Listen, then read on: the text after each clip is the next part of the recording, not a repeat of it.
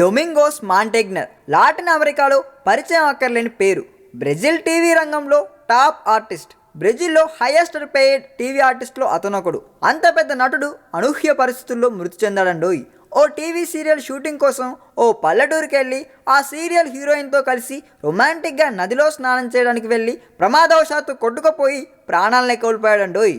డొమింగోస్ మాంటెగ్నర్ ఓ serial shooting నిమిత్తం కానిన్లే అనే గ్రామానికి వెళ్ళాడు. ఆ గ్రామం పక్కనే సావ్ ఫ్రాన్సిస్కో అనే నది ప్రవహిస్తూ ఉంటుంది. అయితే షూటింగ్ విరామంలో సహనటి కామిల్లా పిటాంగాతో కలిసి డొమింగోస్ నదిలో ఈత కొట్టేందుకు వెళ్ళాడు. అయితే ఇద్దరు స్నానం చేస్తుండగా ఒక్కసారిగా నీటి ఉధృతి పెరిగిందంటండోయ్. దీంతో ఇద్దరూ కొట్టుకుపోయారు. కామిల్లాకు అదృష్టం కొద్దీ ఓ బండరాయి అండ దొరికింది. ఆమె దాన్ని పట్టుకొని ప్రాణాలను కాపాడుకోగా డొమింగోస్ మాత్రం నీటిలో కొట్టుకుపోయాడు. దీని గురించి కామిల్లా వివరిస్తూ, మేము ఈత కొడుతూ ఉండగా ఒక్కసారిగా నీళ్ళొచ్చాయి, ఇద్దరం కొట్టుకుపోయాం. నేను బండరాయిని పట్టుకొని దానిపైకి ఎక్కాను. డొమింగస్కు చెయ్యి అందించే ప్రయత్నం చేశాను.